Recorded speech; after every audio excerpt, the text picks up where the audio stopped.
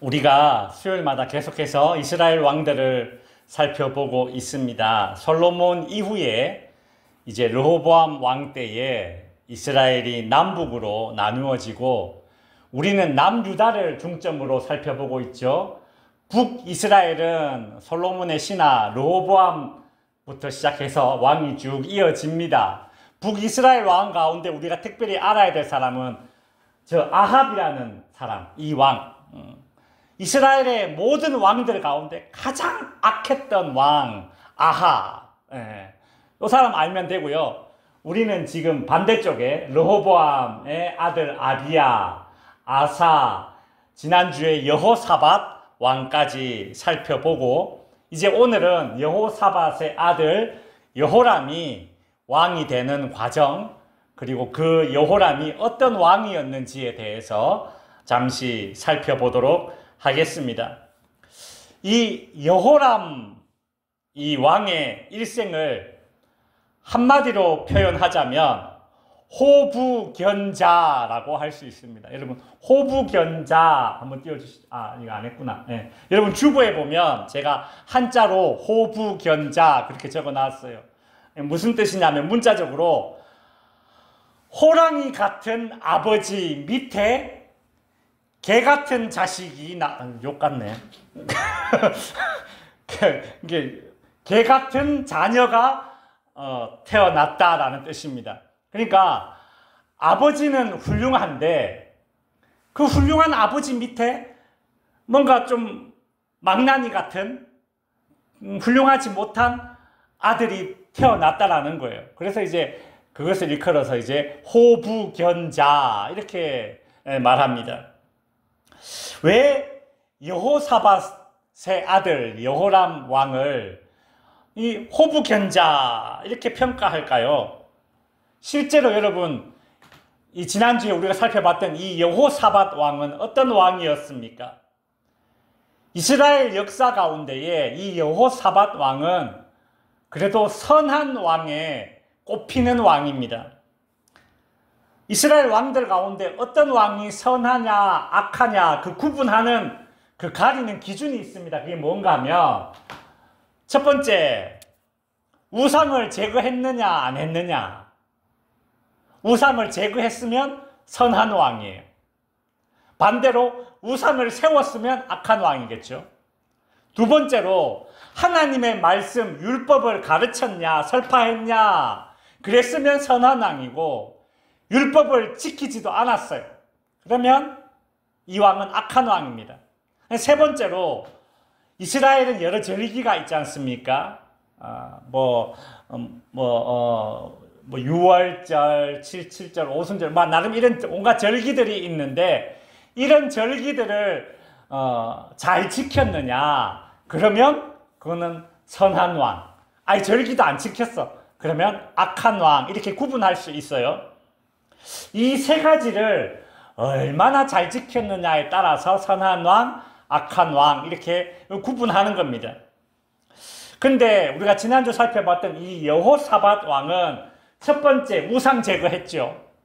두 번째 율법도 설파했습니다. 얼마나 여호사밧 왕이 통치하던 시대에는 율법이 이렇게 많이 이렇게 가르쳐졌느냐 하면 제가 이렇게 비유를 했죠. 성경 공부가 그 당시에 유행이었다. 그렇게 비유했지 않습니까? 그 정도로 이 여호사밧 왕 때는 율법도 잘 설파했어요. 근데 세 번째, 저 절기를 준수하지 못했어요. 그래도 보십시오. 3개 중에 2개를 잘 지켰으면 이 정도면 선한 왕에 속하는 겁니다. 여호사밧은 그렇게 선한 왕이었어요. 그렇게 선한 왕 여호사밧에게 7명의 아들이 있었습니다. 여러분, 왕이 아들들이 많으면 나중에 왕자들이 서로 왕이 되겠다고 싸우고 반란을 일으키고 그렇게 난리가 날 가능성이 높죠. 분명히 그렇습니다.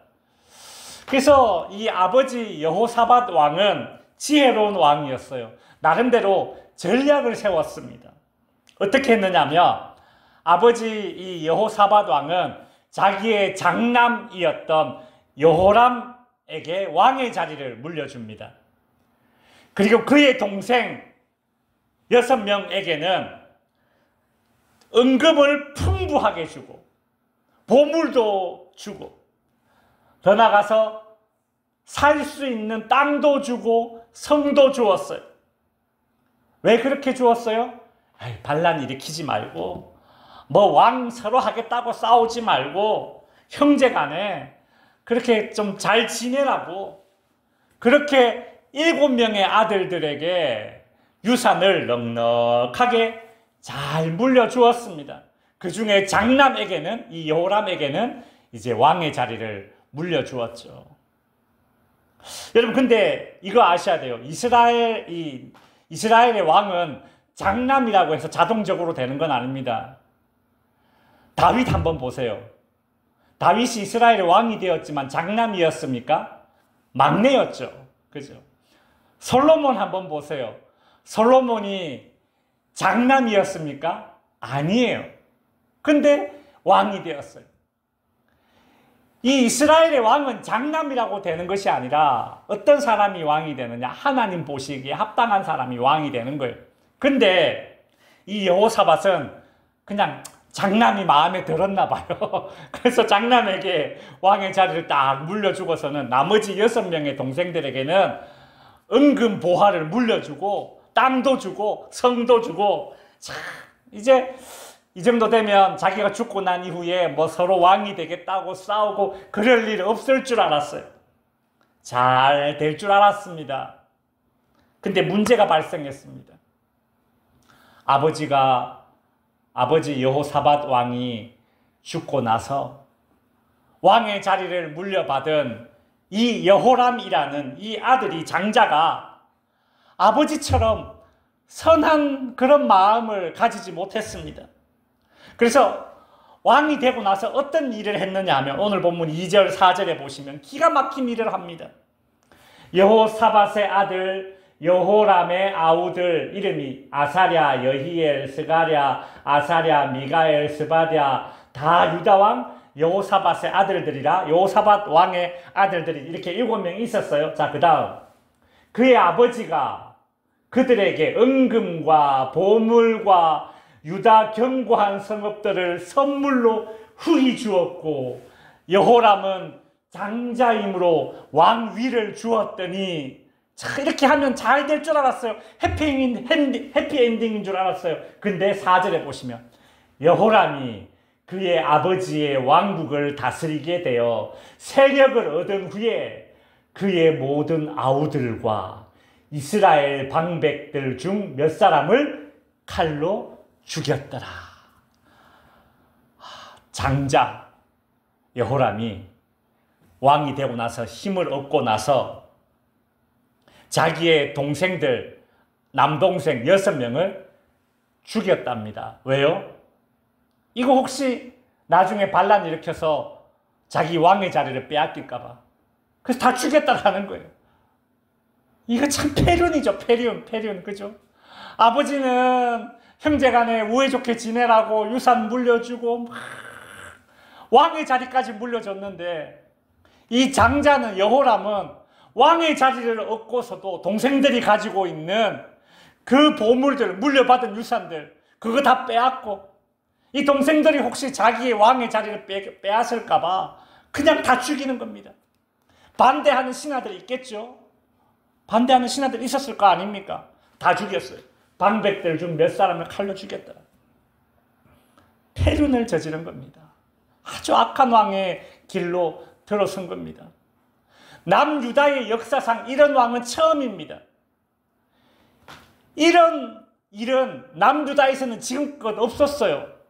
북이스라엘 악한 왕들에게서는 이런 일들이 많이 있었습니다.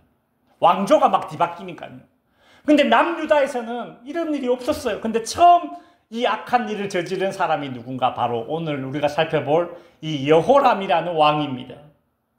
여러분 참 기가 막히죠. 그죠? 참 이런 거 보면 자녀들에게 뭐 은근 보물 물려주는 것도 좋고 뭐 보물 후히 주는 거 좋고 땅 주는 거 좋고 성 주는 거 좋고 다 좋은데 참 우리 예수 믿는 사람들은 신앙을 유산으로 물려줘야 됩니다. 신앙을 유산으로. 내가 뭐 자녀들에게 뭐 물려줄 땅 없어도 물려줄 은근보화 없어도 내 자녀들에게 신앙 물려주면 부모로서 할 일 다 한 거예요. 부모로서 할 일 다 한 거예요. 이거 보십시오. 왕의 자리를 물려준들 못합니까? 동생들 다 죽여버리는데. 그죠? 이 왕이 된 이 여호람은 아버지의 그 선한 마음을 이어받지 못하고 혹시나 내 왕의 자리를 넘볼까 동생들 다 죽이고 나면 이제 더 이상 내 왕의 자리를 넘볼 사람이 없겠지? 이제 내가 다스리는 나라는 든든한 나라가 될 거야. 왕권이 강화될 거야. 그런 생각했을 겁니다. 그런데요.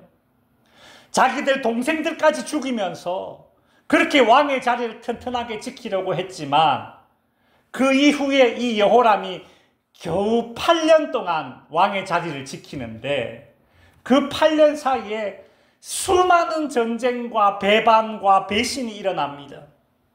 남유다는요, 이 여호람이 왕으로 있는 그 시기에 강해지는 것이 아니라 오히려 더 약해지는 나라가 됩니다.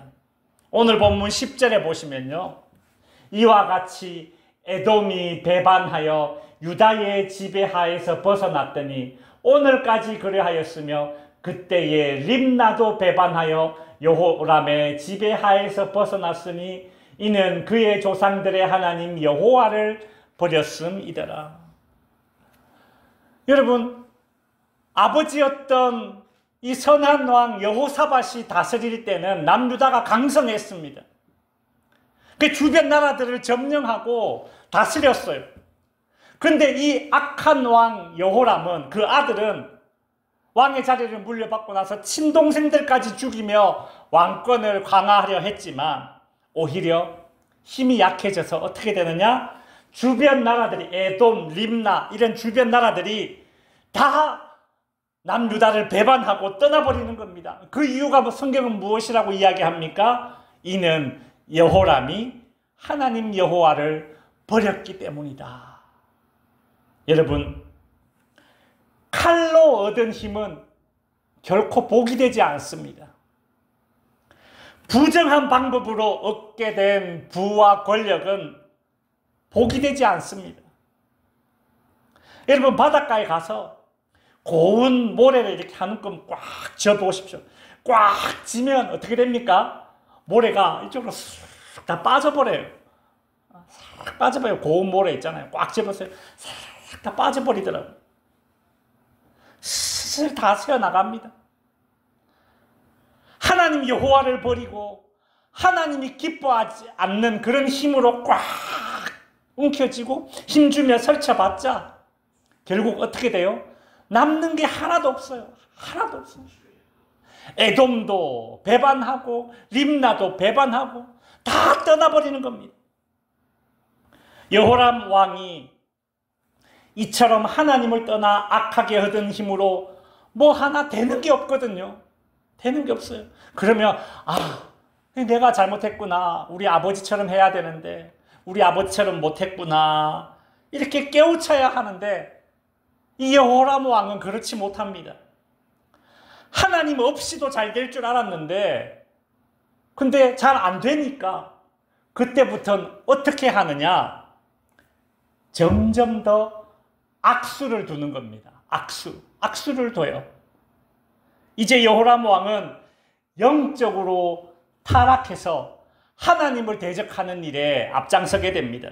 오늘 본문 11절에 보시면 여호람이 또 유다 여러 산에 산당을 세워 예루살렘 주민으로 음행하게 하고, 여기서 음행이라는 것은 우상 숭배를 하게 했다는 말이에요. 또 유다를 미혹하게 하였으므로 이렇게 되어 있죠. 여러분 보십시오. 여호람 왕이 도덕적으로 윤리적으로 타락했지 않습니까? 근데 이런 도덕적인 타락이 이제 11절에서는 어디로 이어지느냐 하면 영적인 타락으로 이어지는 겁니다. 여러분 너무 신기하게 항상 이래요. 항상 이래요. 여러분 세상을 한번 보십시오. 세상에서 윤리적으로 타락하죠. 끝까지 타락을 밀고 나가면 어떻게 되느냐. 분명히 이 도덕적인 타락이 영적인 타락으로 이어지게 되어 있습니다. 그 종착점은, 타락의 종착점은요, 반드시 영적인 타락과 결부되어져 있습니다. 모든 부패, 모든 죄악은 마찬가지. 부패한 힘, 부패한 권력의 그 끝지점까지 가면 뭐가 나옵니까? 무당이 나와요. 무당이 나와요. 다 그렇게 연결되어져 있습니다. 희한하죠. 신기하죠. 그래서 윤리적인 타락의 끝을 그냥 끝까지 쫓아가면 마지막엔 영적인 타락으로 반드시 이어지게 되어 있어요. 여러분 빙판길 한번 미끄러지면 쭉 미끄러져 내려가면 중간에 멈출 수 있습니까? 못 멈춰요. 계속 미끄러져 내려가면 맨 마지막에는 영적인 타락으로 반드시 이어집니다. 여호람 왕이 그랬지 않습니까? 그의 형제들까지 죽이고 신하들, 반대하는 신하들 다 죽이고 마지막에는 영적인 타락으로 이어져서 우상을 세우고 산당을 세우고 백성들로 하여금 우상을 섬기게 만듭니다.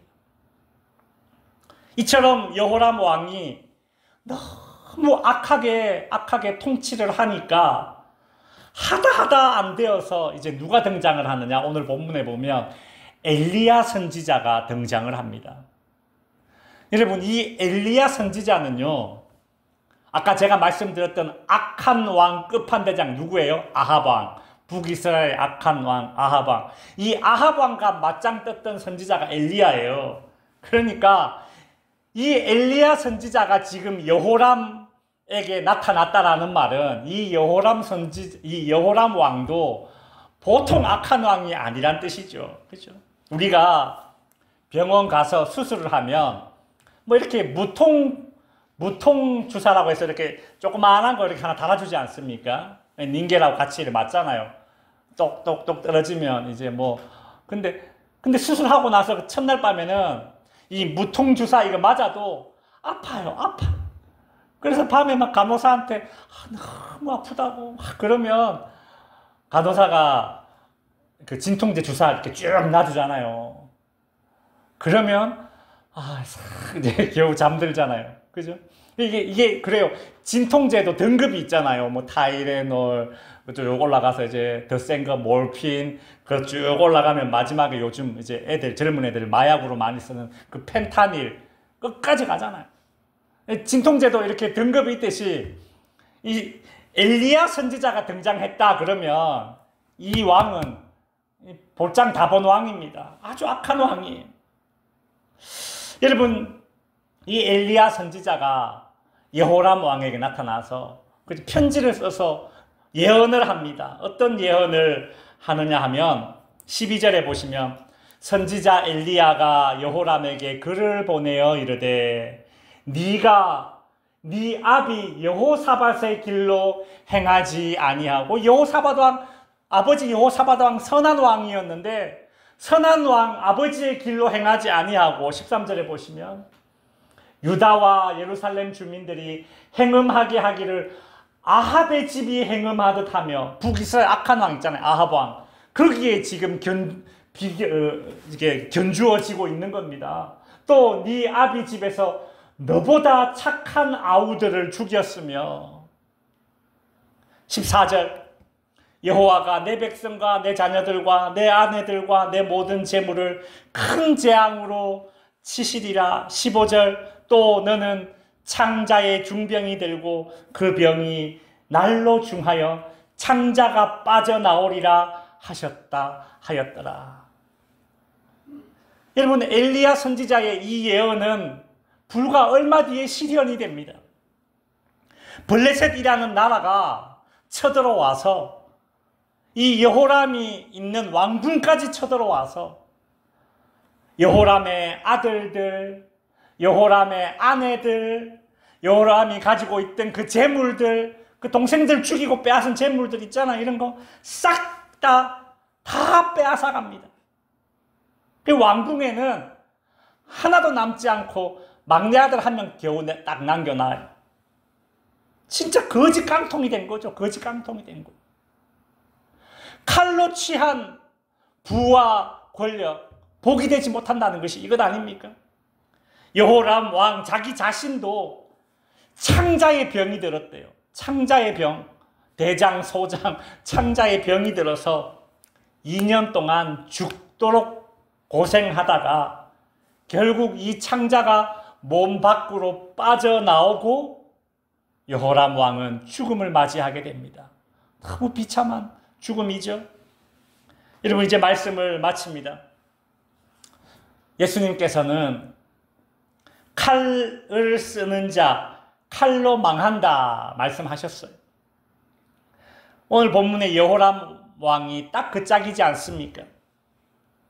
하나님이 함께하지 않는 부패한 권력은 영적인 타락으로 이어지고 그 영적인 타락은 비참한 결말밖에 없는 것입니다. 여러분, 그래도 왕으로 살다가 죽었는데 백성들이 울어주진 않더라도 장례식장에 와서 향이라도, 그죠? 피워줄 줄 알았는데 오늘 본문 19절에 보시면 이 여호람 왕이 죽었을 때에 이렇게 묘사하고 있습니다.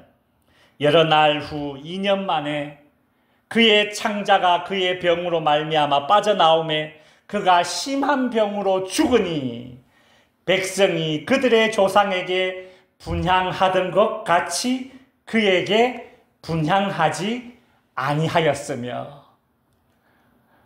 이 왕이 죽었는데 백성들이 향도 피워주지 않는다라는 겁니다. 20절에 보시면 더 비참해요. 아끼는 자 없이 세상을 떠났으며, 아끼는 자 없이 세상을 떠났으며. 여러분, 아무도 이 왕의 죽음을 안타까워하지 않는 겁니다. 아무도 이 여호람 왕의 죽음을 슬퍼하지 않는 겁니다.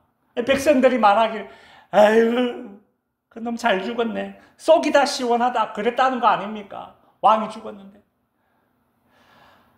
이렇게 여호람은 아버지 여호사밧 왕의 선함을 그대로 이렇게 잊지 못하고 호부견자, 훌륭한 아버지 아래에서 형편없는 자식으로 살다가 아무도 아끼는 자 없이 그의 인생을 마감했습니다.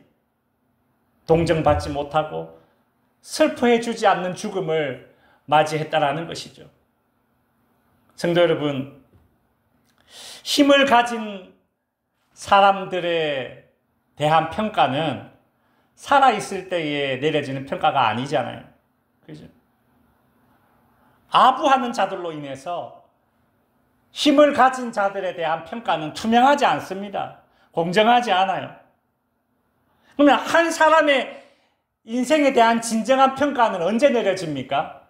장례식장에서. 그죠? 그 사람에 대한 평가는 장례식장에서 내려지는 거예요.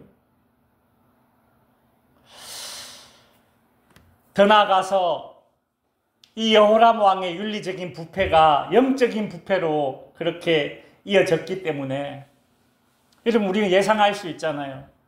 그가 죽음 이후에 하나님 앞에 섰을 때에 그 평가를 어찌 감당할 수 있었겠을까?